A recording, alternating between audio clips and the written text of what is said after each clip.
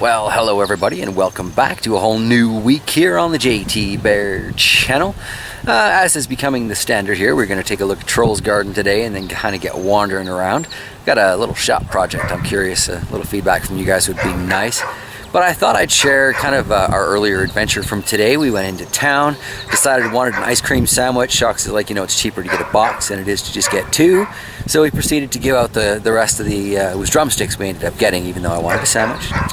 They didn't have any box of sandwiches, so we got drumsticks. Anyway, I ended up giving out half of that box on our way home. It was actually a lot of fun. Random acts of kindness. Always worth the effort. 2 doors over, the dog's not terribly happy with me being in the yard, but it's my yard, so I'll do what I want. Anyway, let's take a look at Troll's garden and then we'll step into the shop. How this garden has evolved. I still haven't brought any parsley out, and I was going to run up to the Home Hardware, see if they still had any thyme starts, because I don't think I've got the time to plant thyme, put thyme in the garden. Don't have the time to argue about thyme. Anyway, let's look at what is here. There's some exciting stuff going on. Definitely time to harvest some of this sweet basil.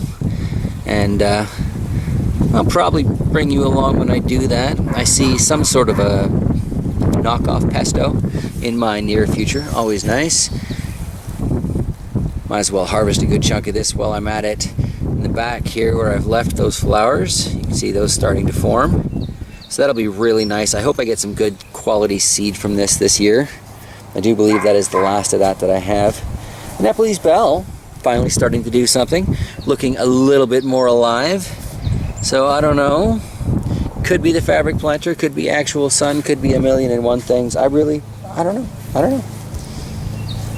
This is sure looking good though. Tousle the rosemary, tousle the rose. Oh, that smells so nice. And then the sage, look at the growth on this thing. It's the height of the old growth right there, and the new growth just shooting up above it. Kind of wondering if I should just cut off the smaller leaf stuff and take that as an early season harvest and allow this larger leaf stuff to take over, or if I should leave this so that when it goes back inside it has leaves that are used to the indoor light. I don't know, gardening, it's always, I'm learning something every day as I go here, and that's kind of what keeps me hooked on growing. Let's look at some of these coffee can peppers, starting with this beautiful Sugar Rush cream. Look how well this is doing. Definitely time for a new batch of nutrients because I still haven't topped it up, but we've still got another big rainstorm coming. So I'd like to wait until we're down to a few trickles first. But we got a nice big open flower there. And if we spin this back around, where was it I saw earlier? That is the beginning of an actual pepper. So that's wicked exciting. Lots of growth going on down at the bottom there. Lots of flowers coming over the top. Lots of new growth since that last batch of nutrients. So that's fantastic. What is not fantastic is the state of that particular chili pepper, so-called super chili. Really not doing much since I harvested all those peppers, so that doesn't seem to have done a darn thing for it. But I had to try. And this here, that I thought was a crimson red, I'm starting to think maybe an El Jefe, or perhaps even one of the sweet heats. I don't know if you guys remember those from my channel, but thoroughly enjoyed those. We're starting to see little peppers coming on here in lots of places. But it definitely, the way this plant is growing, because I didn't top that or anything, that's the natural split.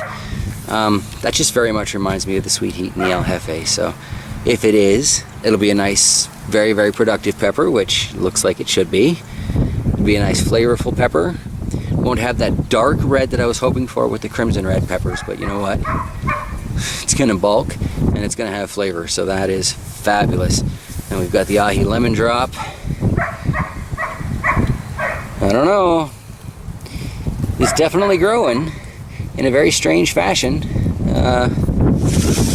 I don't know what to expect of that. Got the cabbage down here. This is not necessarily the happiest plant in Troll's little garden, but it's only recently been transplanted into that container, so give it time. Fair is fair. The red pear tomato, this is a happy plant. is growing up all over the place. And then yeah, look at that. There we have tomato. Tomato. That one, we'll call that one a tomato. But they are definitely setting in. That's wonderful. And the Manitoba variety just over here, we've still got this nice large globe going on there. I don't see too many more setting on, but I do see lots of flower starts. And of course the wind. Oh, the wind. Anyway, that's looking good.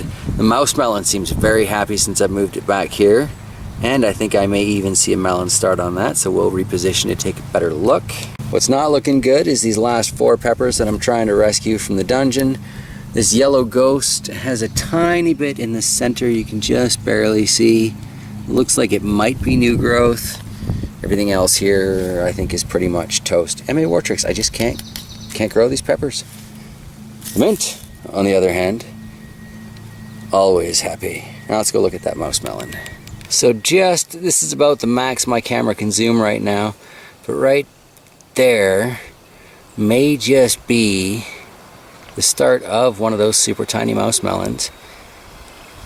Pull back so you can kind of get a reference on that. Those things are so tiny when they're done, but they are so worth it.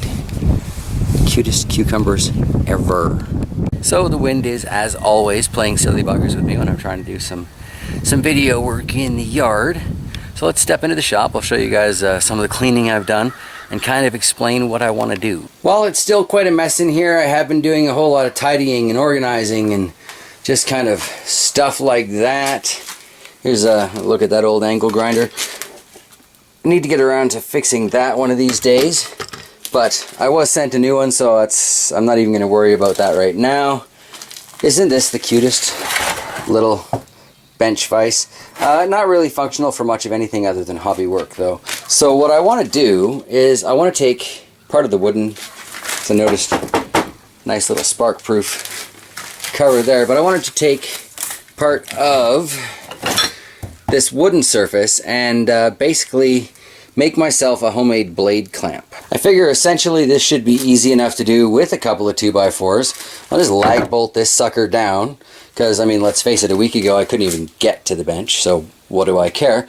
And then a couple of bolts through here, I can stuff the blade in, clamp it down, and then it'll be flat to work on, as compared to, I was going to try and figure out how to throw it in this, right? But then the blade's all up and it's throwing sparks in all kinds of weird directions, and I don't know how I feel about that.